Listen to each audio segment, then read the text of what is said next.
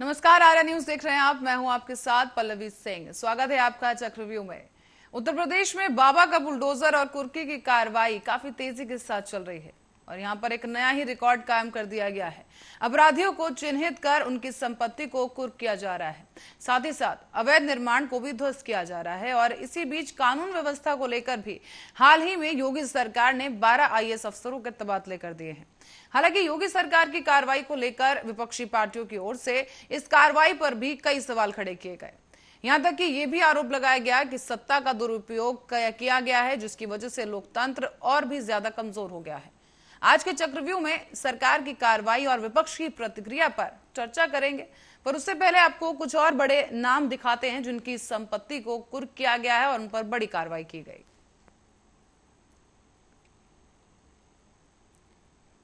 आपको बता दें कि सपा के पूर्व मंत्री याकूब कुरैशी की 100 करोड़ की संपत्ति को कुर्क किया गया। याकूब कुरैशी के परिवार के साथ वो फरार बताए जा रहे हैं। और साथ ही आपको बता दें कि डॉक्टर आरिफ अनवर की करोड़ों की संपत्ति को भी कुर्क किया गया है। साथ ही साथ सपा विधायक नाहिद हसन की राइस मिल की संपत्ति को कुर्क किया गया। इसी कड़ी में सपा के पूर्व विधायक अनवर हाशमी भी शामिल हैं, जिनकी 21 करोड़ की प्रॉपर्टी कुर्क की गई और अनवर हाशमी की 71 करोड़ की संपत्ति को भी सीज कर लिया गया। अब आपको बता दें कि बीएसपी के विधायक मुख्तार अंसारी की 194 करोड़ रुपए की संपत्ति कुर्क की गई। अंसारी गिरोह के करीब 122 सदस्यों के शस्त्र लाइसेंस रद्द कर दिए गए। कार्रवाई के दौरान पूर्व सांसद अतीक अहमद के खिलाफ भी बड़ी कार्रवाई की गई। सुंदर भाटी, ध्रुव कुमार सिंह उर्फ कुंटू सिंह पर भी ये बड़ी कार्रवाई सरकार की तरफ से की गई। अतीक गिरोह के करीब 79 सदस्य गिरफ्तार किए गए और मुख्तार अंसारी की पत्नी की 2.25 करोड़ की संपत्ति को कुर्क किया गया। अफसा अंसारी के नाम पर 3 जमीनें थीं, जिन्हें सीज कर लिया गया है।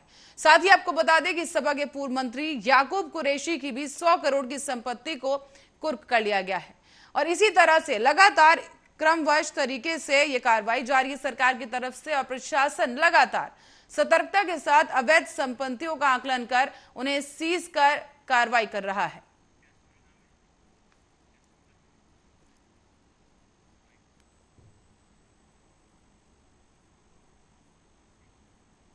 और इसी बीच अब एक बड़ा सवाल यहां पर यह निकल कर आता है कि जिस तरीके से ताबड़तोड़ कार्रवाई की जा रही है, विपक्ष की तरफ से सवाल उठा दिए जाते हैं कि ये लोकतंत्र का इस्तेमाल किया जा रहा है, सत्ता का दुरुपयोग किया जा रहा है और लोकतंत्र को कमजोर किया जा रहा है।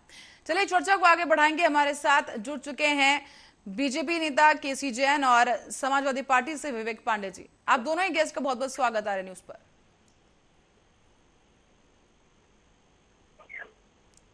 सर, सबसे पहला सवाल मेरा विवेक जी आपसे रहेगा कि जिस तरीके से ताबड़तोड़ एक्शन में योगी सरकार नजर आ रही है और लगातार कार्रवाइयों का दौर जारी है, आपको क्या कुछ कहना है उस पर?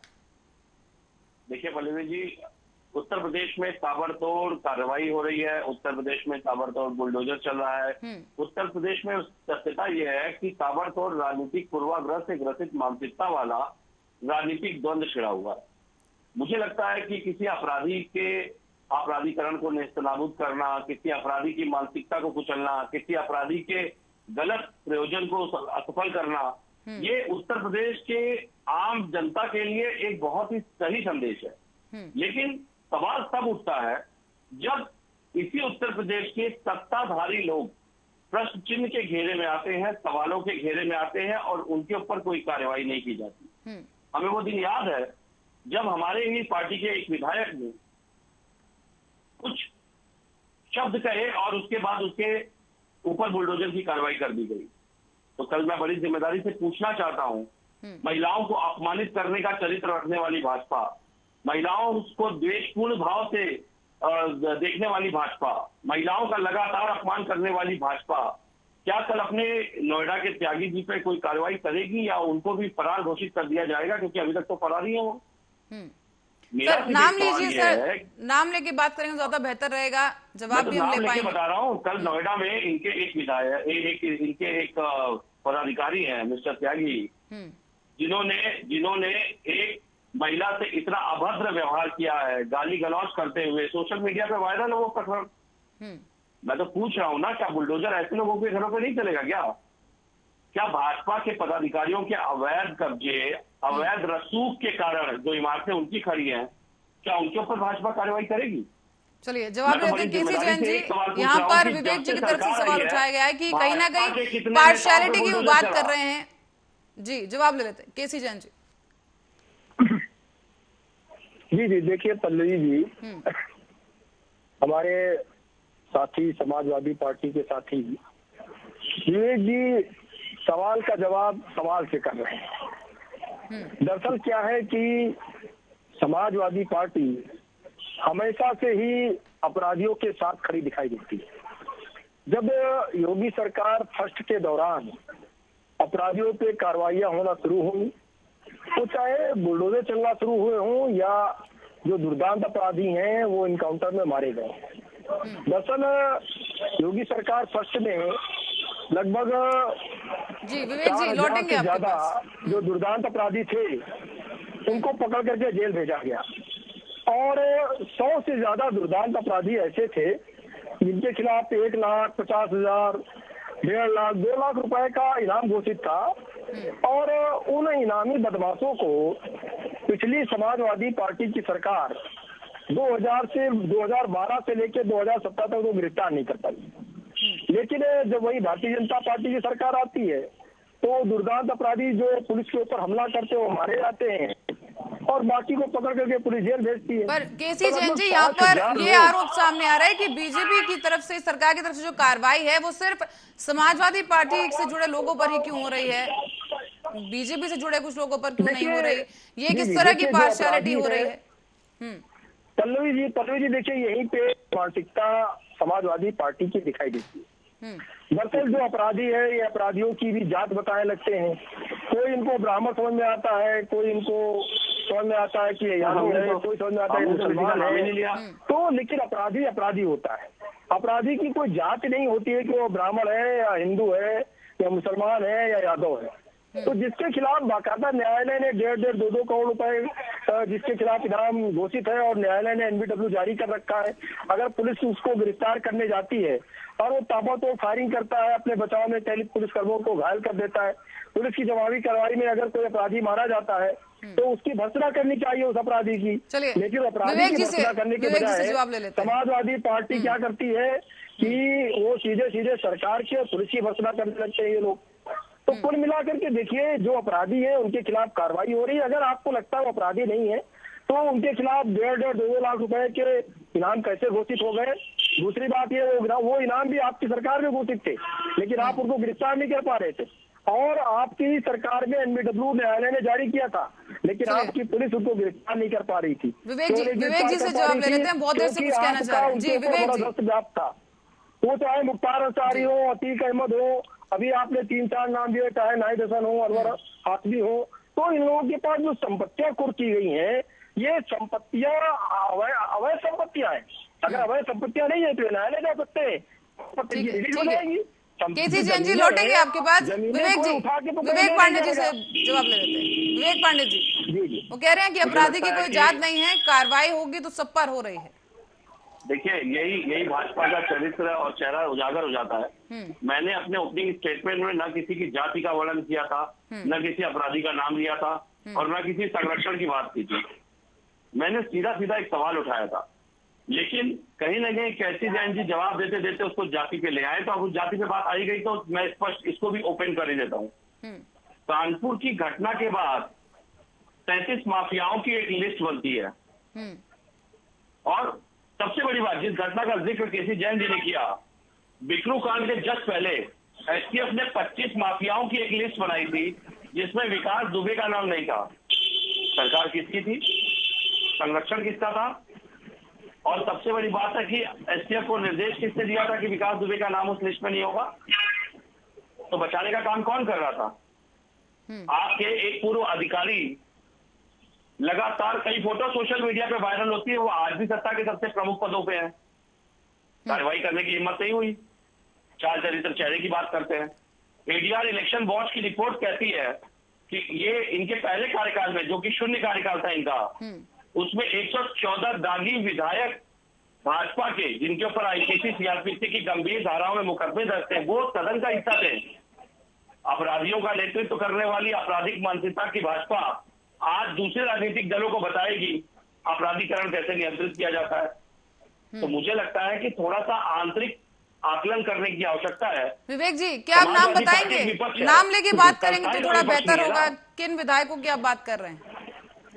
नहीं, एडीआर और इलेक्शन वॉच की रिपोर्ट है जिसके अनुसार इनके पहले कार्यकाल में 114 इनके दागी विधायक जिनके ऊपर आईपीसी सीआरपीसी की गंभीर धाराओं में मुकदमे दर्ज थे, वो सदन का हिस्सा थे। उनको बाकायदा सदन भेजा गया, जिम्मेदार पद दिए गए।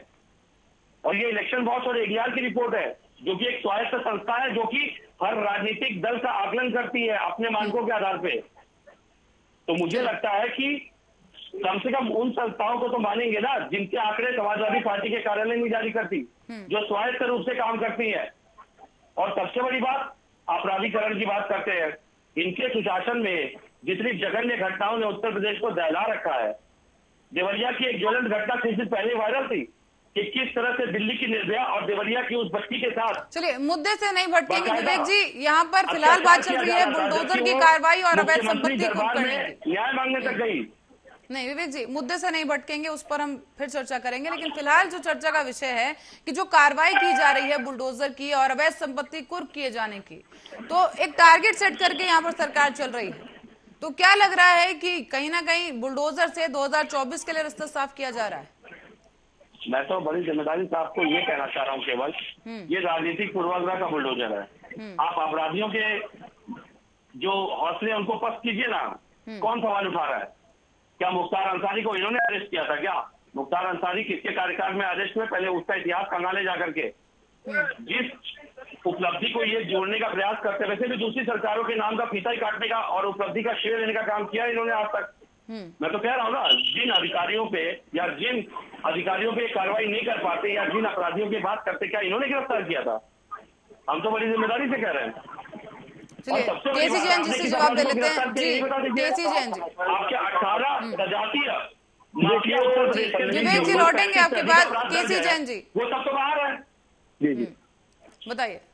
देखिए पल्लवी जी, जो समाजवादी पार्टी के साथी हैं वो डिबेट को बार बार डिरेल करना चाह रहे हैं, दूसरी तरफ ले जाना चाह रहे हैं। अगर आप मुख्तार अंसारी पे कार्रवाई करते हैं तो ठीक है, वो जायज है। लेकिन अगर उन्हीं मुख्तार अंसारी की जो नाजायज संपत्तियां हैं और जो बेनामी संपत्तियां हैं, तो उनको जब्त करने का जो अधिकार बाकायदा विधिक प्रक्रिया के अंतर्गत न्यायालय ने दे रखा है कि जो भी अवैध संपत्तियां हैं और साथ ही साथ जो बेनामी संपत्तियां जब्त हो रही हैं और जो अवैध संपत्तियां हैं उन पे बुलडोजर चल रहा है, तो फिर आपत्ति आपको क्या है? और केसी जैन जी, काफी समय से मुख्तार अंसारी जेल में बंद है, तो उनकी संपत्तियां जो कुर्क की जा रही हैं वो अभी क्यों कुर्क की जा रही है, पहले क्यों नहीं की गई? उनकी पत्नी पर भी अब कार्रवाई जारी है। आज ही उनकी करीब 2.25 करोड़ की संपत्ति को कुर्क किया गया है, जमीनें उनके नाम पर मिल रही हैं। तो 2024 चुनाव से पहले ही ये सारी संपत्तियों की जांच आपको मिल गई है, रिपोर्ट एजेंसियों को मिल चुकी है। देखिए पल्लवी जी, अगर इस तरीके की बात चुनाव को लेकर के है, तो अगर 2022 के पहले उनकी संपत्तियां जब्त होती तब भी लोग सवाल करते कि विधानसभा का चुनाव है।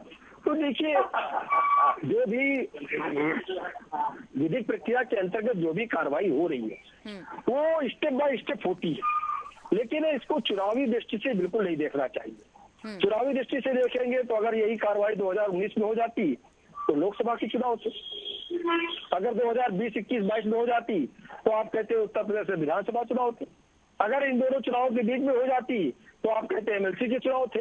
अब कार्रवाई हो रही है, अभी तो 2 साल के बाद चुनाव होने हैं, जो लोकसभा के चुनाव होने हैं 2024 में होने हैं। तो चुनाव की वजह से क्या कार्रवाई नहीं होनी चाहिए?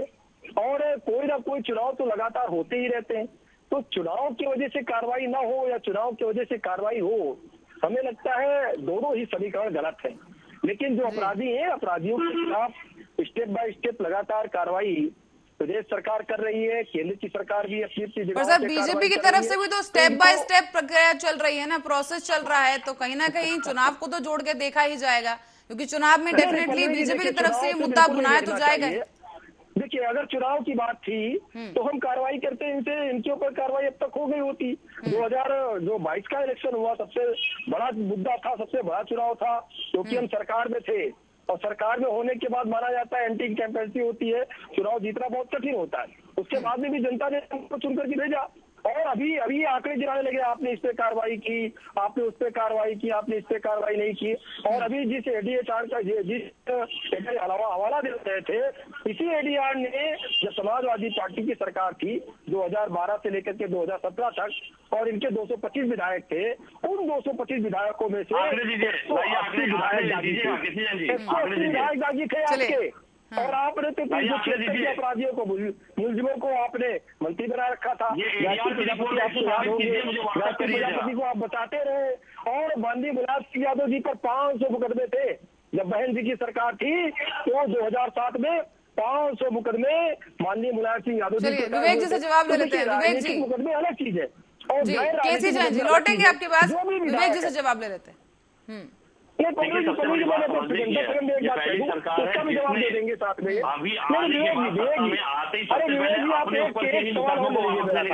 चलिए विवेक जी, केसी जैन जी का एक और सवाल रह गया, वो चाह रहे हैं वो पूछना आपसे जी।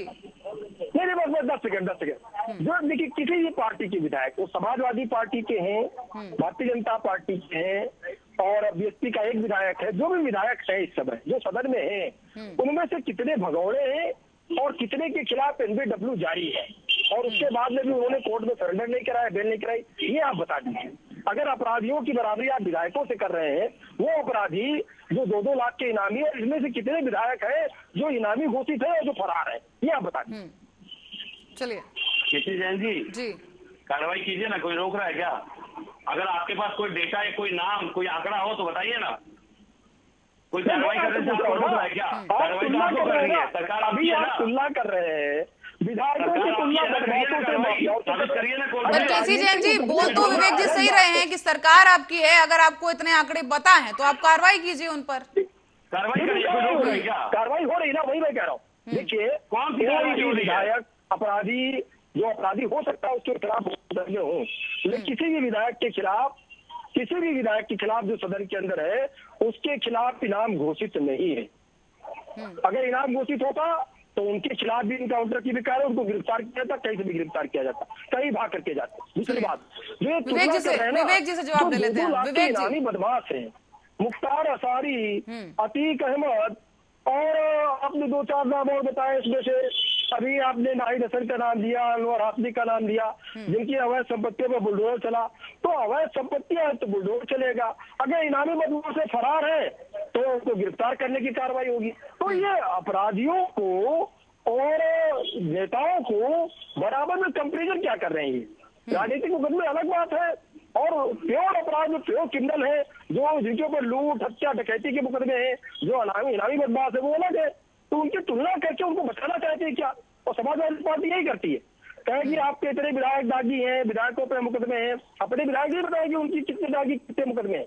लेकिन जो अपराधी है, अपराधियों को बचाने के लिए तुलना करेंगे विधायकों से, राजनेताओं से। तो ये गलत तरीका है ना, ये कंपेरिजन ही गलत है। विवेक जी अपना पक्ष रखिए सर। मैं बड़ी जिम्मेदारी से इनको जरा कुछ आंकड़े प्रस्तुत करना चाहूंगा, अगर आप अनुमति दें। कुलदीप सिंह सेंगर 28 मुकदमे, विजय सिंह 106, रंजय सिंह 46, राजा भैया 31, उदयभान सिंह 44। मेरी बात बता दीजिए, आप ही कर लीजिए ना डिबेट। केसी जैन जी उन्हें बोलने दीजिए, आप जब बोल रहे थे वो सुन रहे थे। नहीं, केसी जैन जी उन्हें बोलने दीजिए, उनको हमने जेल भेजा और केसी जैन जी आपको बोलने दिया जाएगा सर, विवेक जी को कहने दीजिए। नहीं किया सर, केसी जैन जी आपको भी वक्त मिला था, उन्हें भी बोलने दीजिए, वो चुप बैठे थे जब आप बोल रहे थे। केसी जैन जी ऐसे डिबेट नहीं होगा, जनता समझ नहीं पाएगी, आप दोनों एक साथ बोलेंगे तो बोलने दीजिए। सिपाही 81 मुकदमे, पिंटू सिंह पे 23 मुकदमे, सनी सिंह पे 48 मुकदमे, संग्राम सिंह पे 58 मुकदमे, चुन्नू सिंह पे 42 मुकदमे, बादशाह सिंह पे 88 मुकदमे। टारगेट किया किसको जाता है? केवल राजनीतिक पूर्वाग्रह से ग्रसित, जिनसे इसको राजनीतिक हानि होने की संभावना है। क्या बात है। मैं तो बड़ी जिम्मेदारी से कह रहा हूं, एक तो विवेक जी, आपका क्या कहना है? जिस केसी जैन जी ने तो नकार दिया है कि इसे चुनाव से जोड़कर ना देखा जाए, लेकिन क्या आपको लगता है कि जो बुलडोजर की कार्रवाई है, टारगेट करके लोगों को यहाँ पर कार्रवाई की जा रही है, उनकी अवैध संपत्तियों का ब्यौरा एकदम से सरकार के पास आ जाता है, उन पर कार्रवाई हो जाती है, संपत्ति कुर्क कर ली जाती है, और अब कह रहे हैं कि चुनाव से जोड़कर इसको ना देखा जाए? मैंने अभी एक लिस्ट में 18 ऐसे नाम गिनाए जिनके ऊपर 20 से ऊपर मुकदमे हैं और सब योगी जी के सजाती बिरादरी से ताल्लुक रखते हैं। मुझे सिर्फ इतना जवाब दे दीजिए, पहले शून्य कार्यकाल से अब तक इन्होंने सजातीय कितने अपराधियों पे, माफियाओं पे कार्रवाई की, और आपराधिक जो दृष्टि है इनकी, वो राजनीतिक केवल भाजपा के चश्मे से दिखाई देता है इनको, कि जो इनकी पार्टी को ज्वाइन कर लेता है वो स्वच्छ हो जाता है, उसको संरक्षण दे दिया जाता है। निष्पक्ष कार्रवाई अगर होती तो सरकार की वाहवाही होती, लेकिन पूर्वाग्रह की राजनीति तो दिख रही है। और सबसे बड़ी बात, अब चुनौती तो इनके लिए है ना, ये दिखाएंगे ना, क्योंकि राजनीतिक गलियारों में तो आवाज चल रही है कि भाई मुख्तार अंसारी के बेटे को ओम प्रकाश जी ने टिकट दिया था और उनको कैबिनेट में पद मिलने जा रहा है। भाई हम तो इसको स्वागत योग्य समझते हैं, क्योंकि अखिलेश जी ने हमेशा अपराधीकरण से दूरी बनाने के चक्कर में इतना बड़ा राजनीतिक बंद पैदा कर दिया, जिसके कारण हमें भी आलोचना देनी पड़ी। और आज हमने यही काम किया कि राजभर जी को भी अलग करने का काम कर दिया, लेकिन भाजपा तो दोनों हाथ से सहेज रही है ना उनको, तो संरक्षण कौन दे रहा है? चलिए जवाब ले लेते हैं। आंसू दिखाने के कुछ और मगरमच्छ को पालने संरक्षण करने का तरीका कुछ। वाह। केसी जैन जी।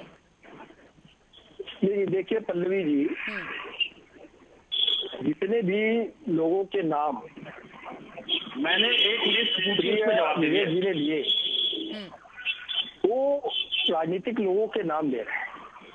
और हमने आपसे भी पहले क्षेत्र में कही एक बात कि ऐसे कौन कौन से विधायक और सांसद हैं जिनके खिलाफ इनाम घोषित है, विवेक जी जवाब ले लेते हैं, जिनके खिलाफ न्यायालय से एनबीडब्ल्यू जारी। तो उसका जवाब तो उन्होंने दिया नहीं, लेकिन हाँ उन्होंने जो सवाल किया मैं उसका जवाब दे रहा हूँ। देखिए, माननीय मुलायम सिंह यादव जी पर 500 मुकदमे मायावती जी की सरकार में कायम हुए थे और अपनी सरकार में उन्होंने उन मुकदमों को खत्म भी किया, और वो सारे के सारे मुकदमे राजनीतिक मुकदमे थे, ये हम भी मान रहे हैं, पार्टी और सरकार भी मान रहे हैं।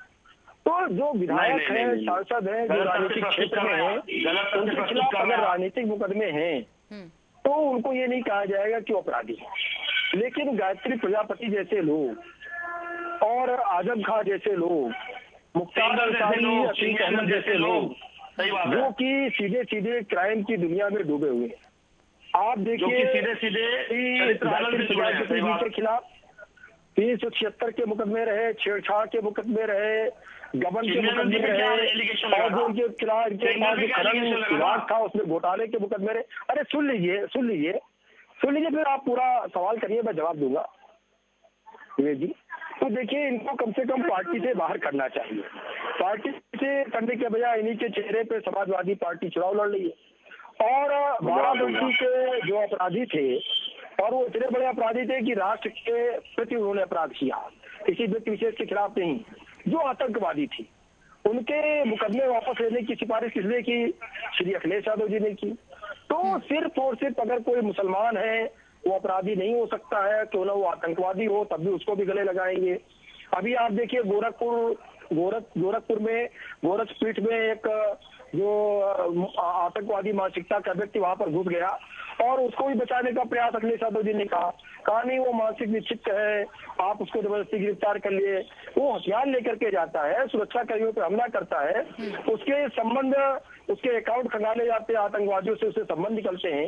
वो कश्मीर में जा करके ट्रेनिंग भी लेता है आतंकवाद की, और ऐसे व्यक्ति को भी बचाने का प्रयास श्री अखिलेश यादव जी करते हैं। तो कुल मिलाकर के इनकी मानसिकता यही। और क्यों बचा रहे हैं? इसलिए बचा रहे हैं क्योंकि मुसलमान है। वो आतंकवादी है तो ठीक है, लेकिन मुसलमान है तो उसको गले लगाएंगे। तो कुल मिलाकर के जाति और धर्म के आधार पर अपराधियों का बंटवारा करना भी इन्होंने सवाल किया, कितने सजाती, कितने क्षत्रिय। तो मैं आपको बता दूं 57 लोगों का इनकाउंटर हुआ जो कि छत्री थे। जो लिस्ट मैंने बताई उसमें कितनों का एनकाउंटर हुआ, कितनों के दरवाजे बुलडोजर का ये बताइए। गिरफ्तार करके जेल भेजा गया जो छत्री थे।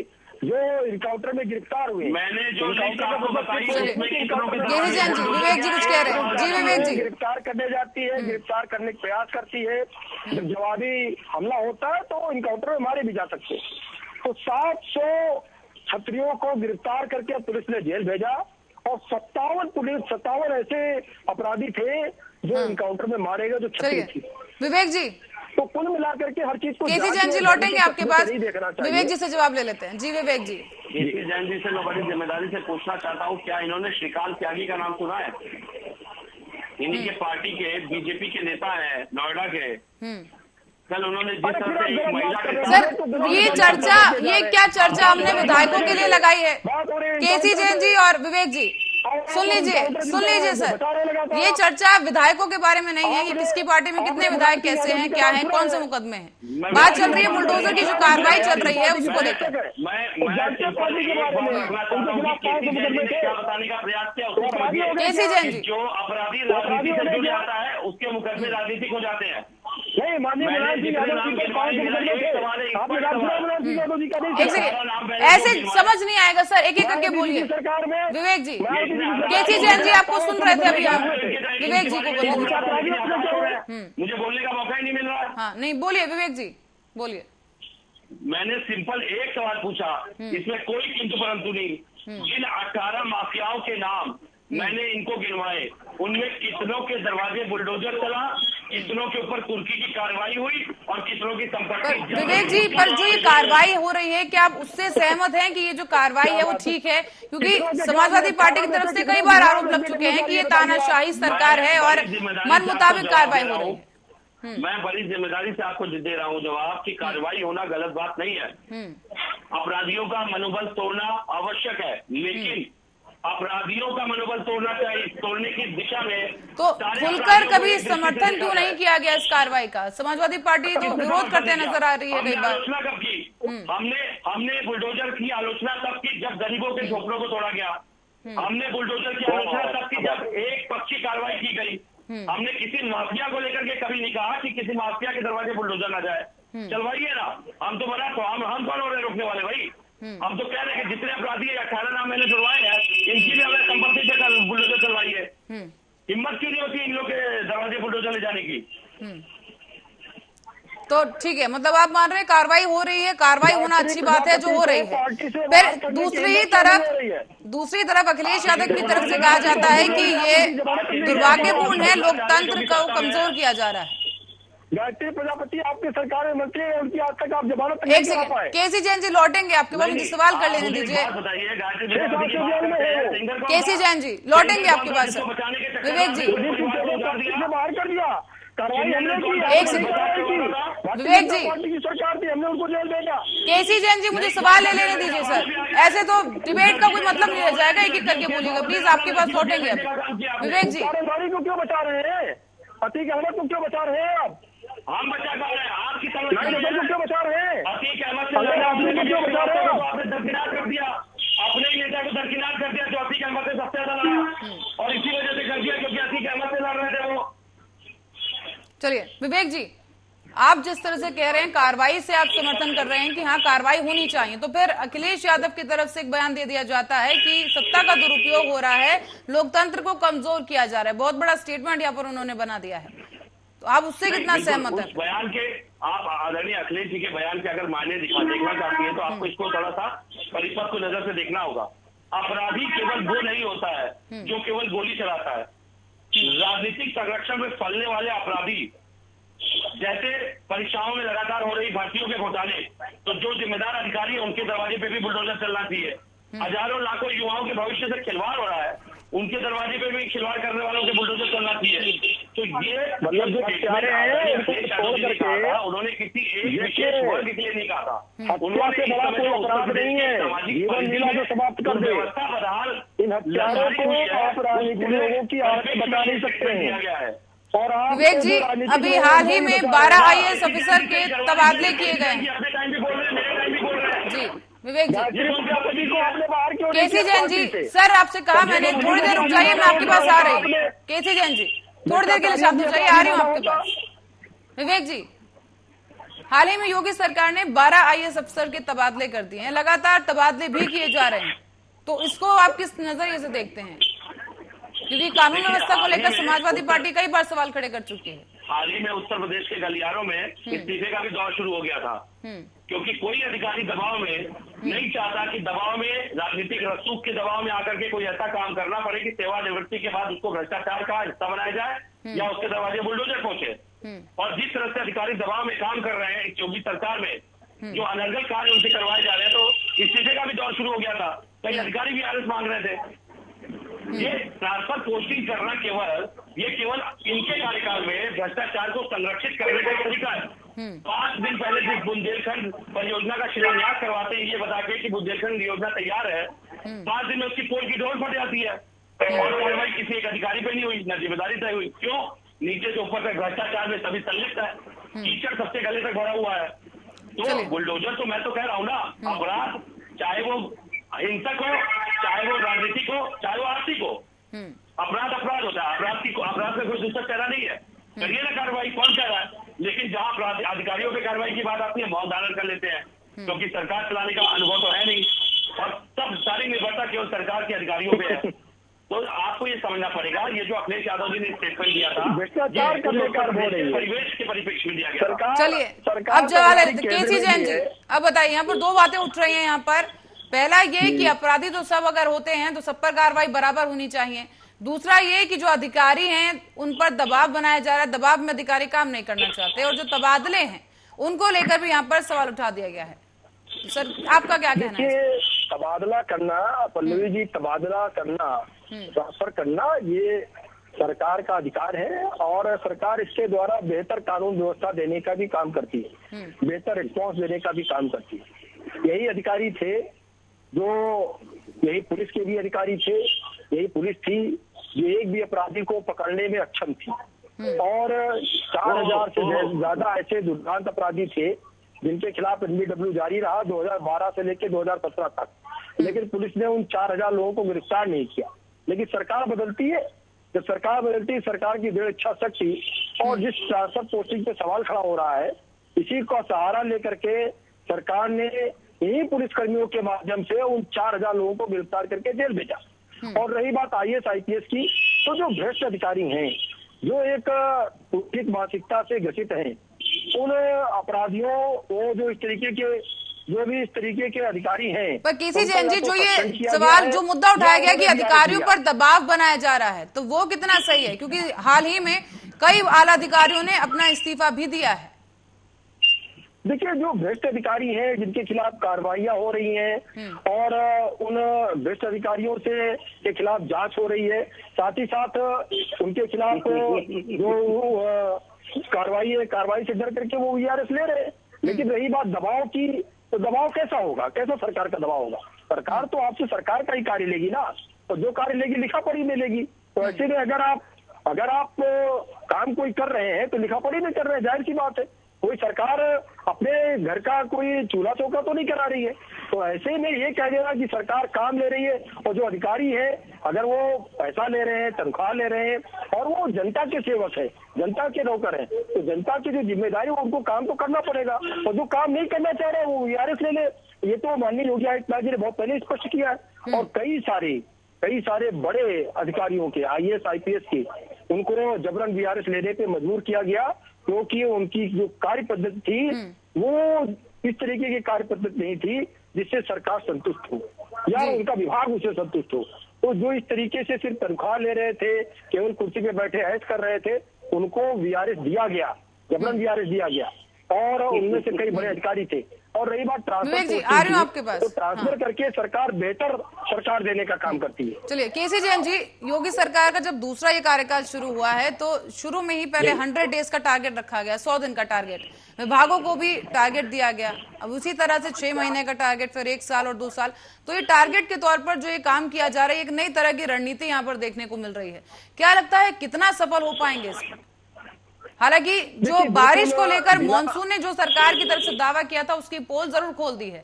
15 जून तक मरम्मत का कार्य किया जाना था, लेकिन बावजूद इसके सड़क ध्वस्त हो रही है, जैसे कि बुंदेलखंड हाईवे की बात यहाँ पर की गई, उसकी सड़क भी ध्वस्त हुई यहाँ पर, और बारिश की वजह से ये तमाम दावों की पोल खुल गई है। नहीं पल्लवी जी, देखिए 350 किलोमीटर की सड़क में जिस बुंदेलखंड एक्सप्रेसवे की बात हो, उसमें अगर 2, 4, 5 मीटर की दूरी थी, कहीं पे वो भी एक कॉर्नर पे कहीं कोई दिक्कत आती, तो पहली बात तो उन ठेकेदारों के खिलाफ भी कार्रवाई हो रही है जिन्होंने ये काम दिया, भले वो एक क्लास के ठेकेदार है। और इसी एक्सप्रेस पर फाइटर प्लेन भी उतरे, लड़ाकू विमान भी उससे उतारे गए, बड़े बड़े हवाई जहाज भी उससे उतारे गए, लेकिन कहीं पे कोई दिक्कत नहीं है। रही बात ये कि इससे पहले क्या जो आगरा एक्सप्रेस है उसमें दिक्कतें नहीं, उसमें बहुत सारी दिक्कतें, और समाजवादी पार्टी की सरकार थी और समाजवादी पार्टी सरकार में आगरा एक्सप्रेस बना, उसको हमें स्वीकार करने में भी कोई दिक्कत नहीं। वहाँ पे जब दिक्कतें आई, कॉर्नर पे कई जगह पे रोडें वहाँ पर धसी और टूटी, तो अभी काम अधूरा था, अभी काम चल रहा है, अभी जांच चल रही है। तो अगर कहीं पे कोई दिक्कतें आई, दिक्कतें तो दूर कर ली जाएंगी, लेकिन उन अधिकारियों के खिलाफ, उन ठेकेदारों के खिलाफ जांच भी चल रही है जिनके कार्यकाल में ये कार्य पूर्ण हुआ। आखिरी प्रतिक्रिया, समय की कमी है सर, आपको यहाँ रोक रही हूँ। विवेक जी, विवेक जी, देखिए बड़ी जिम्मेदारी के साथ मैं आपको बता दूं, केसी जैन जी, मुझे लगता है कि काफी दिन से हम डिबेट पे बैठते हैं, लेकिन आज मैं देख रहा हूँ ये लगातार झूठ पे झूठ बोल रहे हैं। जिस तरह से आगरा एक्सप्रेसवे की बात इन्होंने की, इनको याद होना चाहिए कि उसी कंपनी को जो एक्सप्रेसवे धसा था, जिसमें कि एक एक्टिवी बाकायदा धस गई थी परिवार लेकर के और लोग सकुशल बच गए थे, वो भाजपा के मेयर के रिश्तेदार की कंपनी थी, जिसको इन्होंने 59 करोड़ रुपए बोनस दिया था जल्दी काम पूरा करने के लिए। तो किसी जैन जी, वो बोनस था, वो चंदा था, वो हिस्सा था या काला धन था, वो मैं नहीं जानता। अरे आगरा एक्सप्रेसवे के लिए आपने जो भूमि अधिग्रहण की, उसमें किसानों चलिए समय की कमी है मेरे पास सर, आपको यहाँ रोक रही हूँ। विवेक जी 10 सेकंड में सबक करने के लिए सर आपसे पूछना चाहूंगी कि क्या लगता है जो टारगेट की तरह से काम किया जा रहा है। केसी जैन जी शांत हो जाइए सर, समय की कमी है मेरे पास, बात पूरी नहीं हो पाएगी। केसी जैन जी पहले उन्होंने खरीद ली आपके पार्टी के लोग। केसी जैन जी शांत हो जाइए, समय की कमी है मेरे पास, विवेक जी से जवाब लेने दीजिए। केसी जैन जी, आपकी पार्टी के नेताओं ने जेल में अंदर कर दिया, किसानों को कोई मुआवजा नहीं मिला। केसी जैन जी आप सुनेंगे मेरी बात सर, समय की कमी है मेरे पास, थोड़ी देर शांत हो जाइए। जी विवेक जी, विवेक जी समय की कमी है सर, 20 सेकंड में आप मुझे जवाब दीजिए कि जिस तरीके से एक रणनीति के तहत कार्य किया जा रहा है, टारगेट लेकर के जो यूपी में योगी सरकार है वो काम कर रही है, तो आने वाले चुनाव के नजरिए से आप उसे किस तरह से देखते हैं और इसके लिए सपा के पास क्या कुछ रणनीति है? नहीं, देखिए चुनाव की बात जहां तक है, 2024 के चुनाव में इन्होंने अपनी पोल खुली खोद कर रख दी है। जिस तरह से विपक्ष की आवाज को संसद से लेकर के सड़क तक ये दबाने का काम कर रहे हैं, इनका डर साफ झलक रहा है। और इस बार जनता भी तैयार है, क्योंकि जिस तरह से इन्होंने हर परीक्षाओं को धांधली और भ्रष्टाचार की भीड़ चढ़ाने का काम किया, युवाओं बेरोजगारों को लाठी से पिटवाने का काम किया, अपमानित करने का काम किया, युवा बेरोजगार किसान जवान हर वर्ग तैयार है इनको 2024 के लक्ष्य के बीच में कांटा बन करके बक्कल उधेड़ने के लिए। तो उसके लिए बिल्कुल निश्चित रहे, ये बहुत जल्दी चुनाव जैसे जैसे नजदीक आएगा, इनके अनर्गल वादे, अनर्गल जुमले, किताबी हवाएं, और सबसे बड़ी बात है मीडिया में जो मंचों से बड़े बड़े ये लुभावने वादे करते हैं, इन सबकी पोल की डोल 8 साल में खुल चुकी है। चलिए ठीक है, बहुत बहुत धन्यवाद आप दोनों ही गेस्ट का हमारे साथ जुड़ने के लिए। केसी जैन जी हमारे साथ जुड़े थे और विवेक पांडे जी हमारे साथ इस चर्चा में शामिल हुए। और यहाँ आपको बता दें कि योगी सरकार की तरफ से लगातार पावर पैक्ड एक्शन देखा जा रहा है। उनके दूसरे कार्यकाल में शुरू से ही योगी सरकार काफी सतर्कता के साथ और एक टारगेट के साथ यहाँ पर काम कर रही है। विभागों को और मंत्रियों को भी टारगेट यहाँ पर सौंपे गए हैं और उसी के लिहाज से काम किया जा रहा है। हालांकि विपक्ष की तरफ से कई सवाल और कई परेशानियां अभी भी उठाई जा रही हैं कि जो सरकार की जो ये कार्रवाई है वो सत्ता का दुरुपयोग कहीं ना कहीं नजर आ रहा है। अब देखना यह होगा कि ये जो भी कार्रवाई की जा रही है 2024 में होने वाले चुनाव में कितना असर डालेगी और जनता के मन पर इस कार्रवाई का क्या कुछ असर देखने को मिलेगा, वो चुनाव में कितना इसका जो लेखा जोखा है वो सामने आएगा, वो देखने वाली बात होगी। और फिलहाल के लिए चक्रव्यूह में इतना ही। देश दुनिया की तमाम खबरों के लिए बने रहे हमारे साथ, देखते रहे आरा न्यूज।